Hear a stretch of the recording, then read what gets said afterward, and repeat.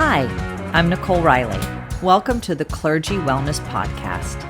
This is Season 1, Episode 4, Cultivating Uplifting Spaces. Today we will also look at Wellness Practice of the Week, what is making this week good, and a Mindfulness Meditation. Let's jump in. In my denomination, we often move in July. July 1st is the new conference year, and if you move this year, like I did, you know all about it. We move from one office at the church to another, and from one house or apartment to another. Summer seems to be the time when no one can find anything, and unpacking boxes fills any free time you've got. My move was different this year. After 4 years of serving an amazing local church, I moved back to my family home full-time to live and to work, setting up a coaching business and a social media business. It's a big change for me. So, as I record this, I've just finished moving out of my church office and from the tiny house that I've lived in for a while. Now I've got a whole bunch of bags at my house and in my home office. Now, my house, my family home, is 60 miles from my church. And so for the last 4 years, I've lived in two places. One by my church and one with my husband. It hasn't been ideal, but it's been totally workable. And it's kind of fun too, especially living in the whole tiny house thing. When I decided to move home this year, the conference called me and asked if they could schedule my move. And I thought, I have an office and I have a tiny house. I think I can mostly do this. I did move myself in, so I figured I could move myself out. The big difference was that I had a different car when I did all of this originally. And now I'm driving a Mini Cooper convertible. But you'd be surprised, a Mini Cooper can take home more than you might think. So every week I take home 5 to 7 grocery bags filled with things from the office or things from the tiny house. And then on Sundays, when my husband was up at church with me, he'd take a carload home too. With this schedule, I was able to move out of my office by June 19th and out of the tiny house by June 26th. I have loved living in my tiny house. We've called it the Cozy Magical Cottage. It's about 200 to 250 square feet. It's one room. It has a bed in it, and it also has like a closet-size kitchen and then a small bathroom. It's actually located behind a bigger house where the landlords live. The only furniture in it that was mine was a table and a chair, and so it was pretty easy to move out. I have loved living in a tiny house. The only thing I wasn't loving was the tiny shower. Otherwise, my kitchen, which consists of a small refrigerator and a microwave and a Keurig, and my bedroom, which has a full-size bed and a table and a nightstand and a chair, has been just kind of perfect. Bonus is that there are chickens right outside, and so in the mid-morning, I'd hear all their chickeny noises. So all of this moving and living in two places and my interest in tiny houses and affordable furnishings and livings has enabled me to think even more about how important a good office and a home truly is to our wellness. I've actually lived in a lot of spaces. I grew up with a dad who was in sales, and so we moved quite a bit when I was young. And then once I got married, between my training and my husband's training, we moved around a lot. And there's been spaces I've lived in that have felt just like home. And there's been other places I've lived that have felt nothing like I belong there. In those times when I've lived in a place that felt like home, I know it had a great impact on my wellness. It enabled me to focus more. It gave me life, even some joy. And as someone who's watched her share of home improvement shows, I know having a functional, beautiful space that reflects me matters. So let's think about this in terms of clergy wellness, and we'll focus today on our office spaces. So I want you to think about your office space and think about what you love about it. Is it that concert poster from Bon Iver at the Santa Barbara Bowl?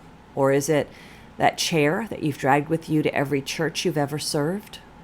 Or is it the photo that sits on your desk of your family from a summer vacation? Fabulous. How could you love the space more? What simple things could help you cultivate a more nurturing and uplifting space? I'm not talking about a lot of work or a lot of money. I'm talking about really just creating a space you feel good in and one that you enjoy. Here are some of my current favorite ideas about this. First, think, what can I dump? I have always had a pile of papers that either are notes from meetings or finance stuff or articles I want to read, and they sit in a big pile, and I think I'm going to get to those someday. I want to encourage you this summer to dump them.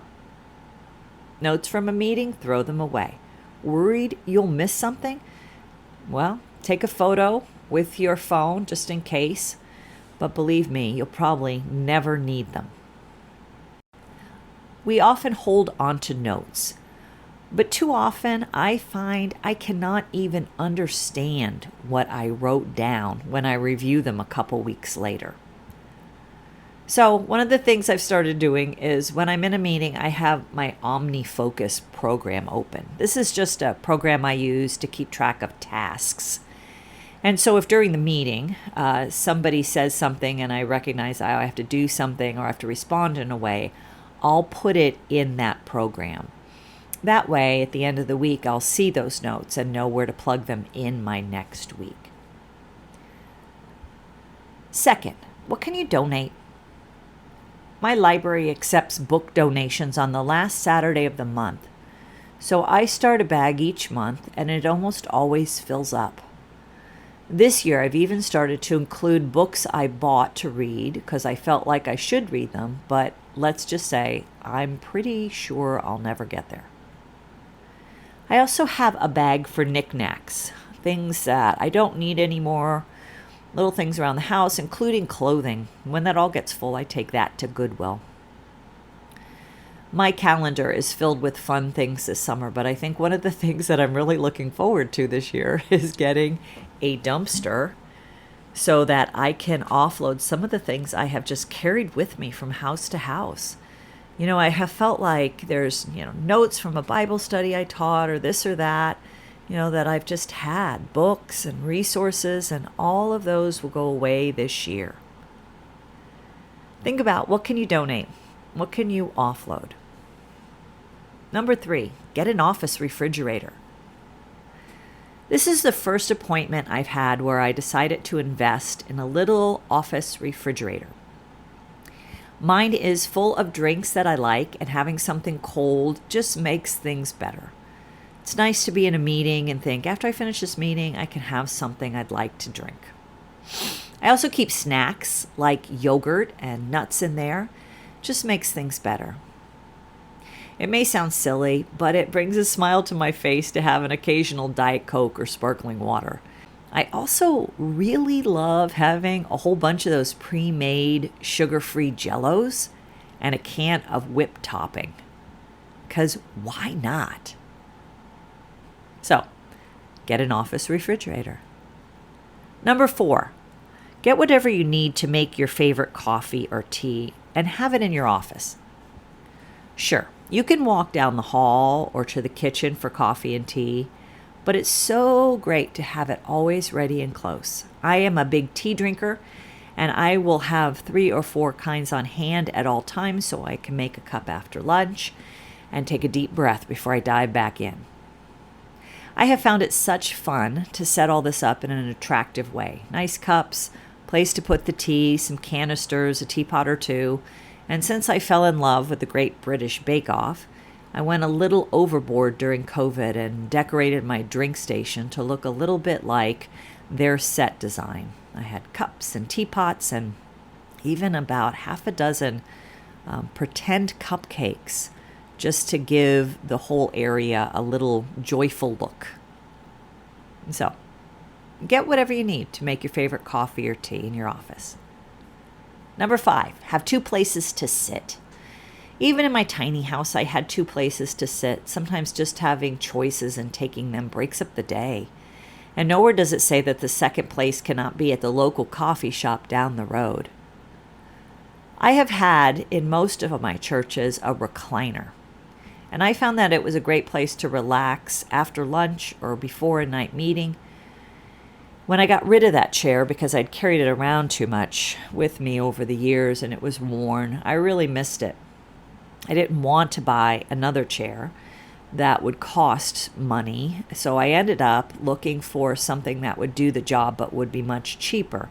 And I found on Amazon what's called a zero gravity chair.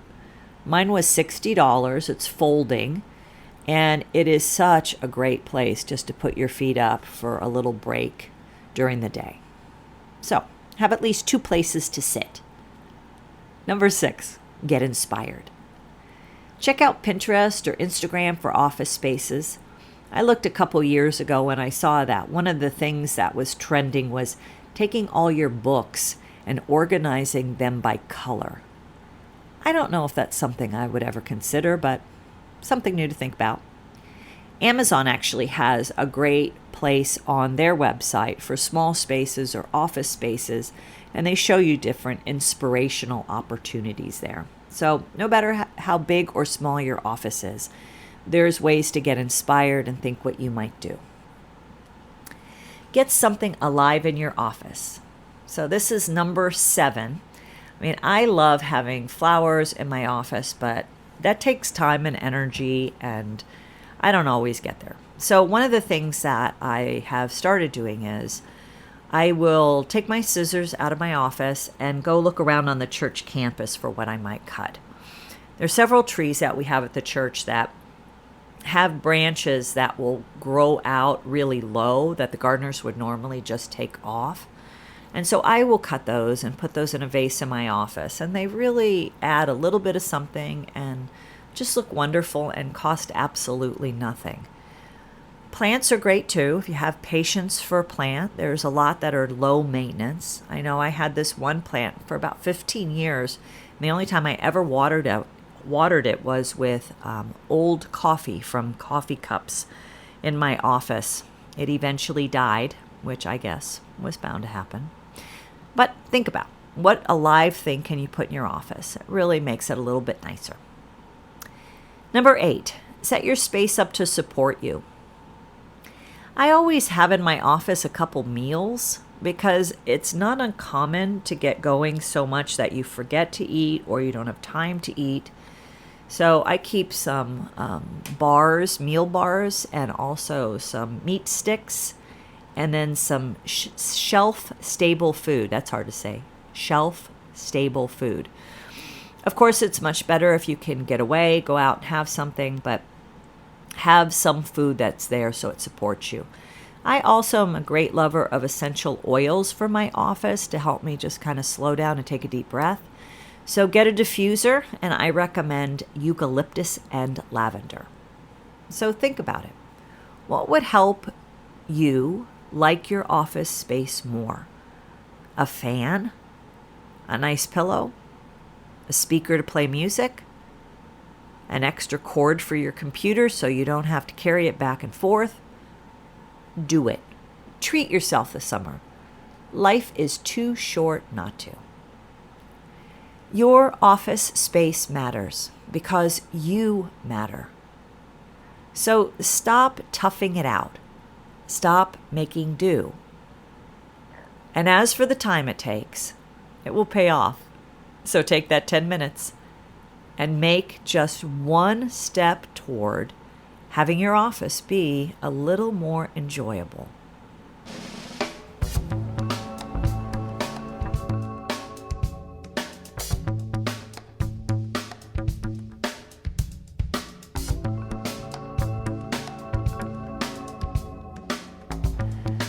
This leads us to our wellness practice of the week. This is the section of the show where I share something we can do to feel better. This week, I want to invite you to notice how comfortable you are at your office. When you sit in your office chair, does it fit you or does it fit the last pastor? Do you need a different chair or maybe no chair at all? Do you want a treadmill or a standing desk? Sometimes as clergy, we settle for what's left over, and we find it's like getting hand-me-downs from an older sibling. If your back hurts or you're slouching a lot, ask if you need a new working setup. Of course, in today's world, maybe a desk isn't your thing, and you just like to work in a chair with a coffee table in front of you to spread things out. That's great.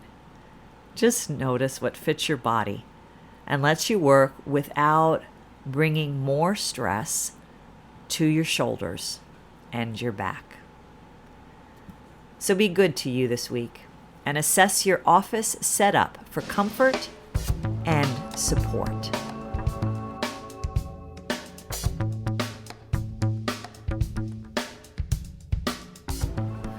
What's making this week good?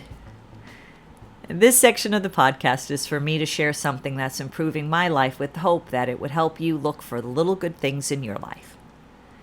What's making this week good for me is getting rid of stuff and donating things. Over the past 10 years, so hear that, this is not something that happened overnight. It has taken a ton of time for me to go from 10 bookshelves to 7 bookshelves, to 5 bookshelves, to 2 bookshelves. I have had to let go of so many books that I thought I would read or even wanted to read, but recognized I hadn't done so, and so chances were good it wasn't going to happen. I also had to let go a lot of books that I loved, books that were great and an important part of my ministry. I love books. And it has been a long process to learn to be okay with letting things go. Not too long ago, I took 8 bags of books to the local library. It felt sad, but it also made my life good. This week, I'm 100% moved out of the cozy magical cottage, aka the tiny house, and my church office, and I'm sitting in the midst of about 40 bags of stuff.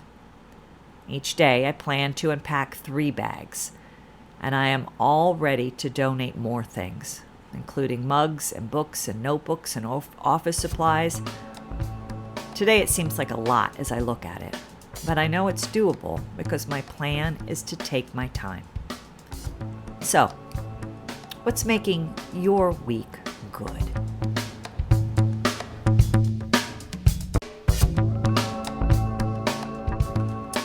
Mindfulness Meditation. Take a moment to take a deep breath in. Whether you're driving or listening on a walk, just be for a moment. Breathe, relax, and be present.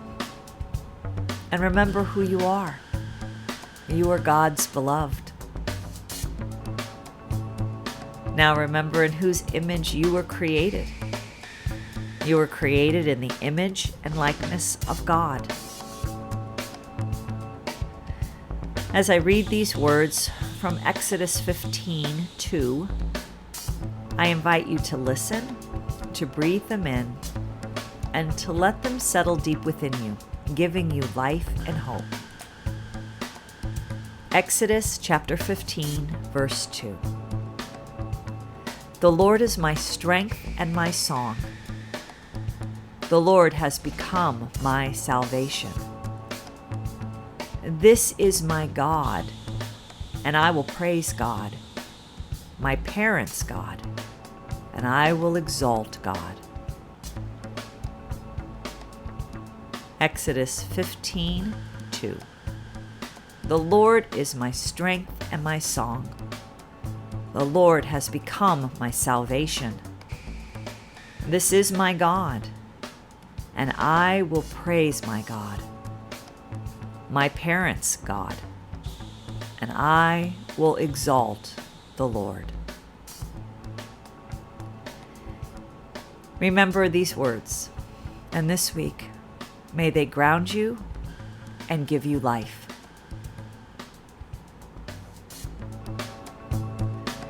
Thanks for listening. I appreciate you. I invite you to subscribe, rate, and review the podcast, and to share this within your clergy networks. You can follow me on Instagram and Facebook at Nicole Reilley Coaching, where I post inspirational messages to keep you grounded throughout your week. Find out how to work with me for clergy coaching, life coaching, and social media management at NicoleReilley.com. I also invite you to check out my book, Expanding the Expedition Through Digital Ministry, at Amazon. Today, my friends, I invite you to make the most important choice you can make, and that is to embrace a life of wellness. See you next week.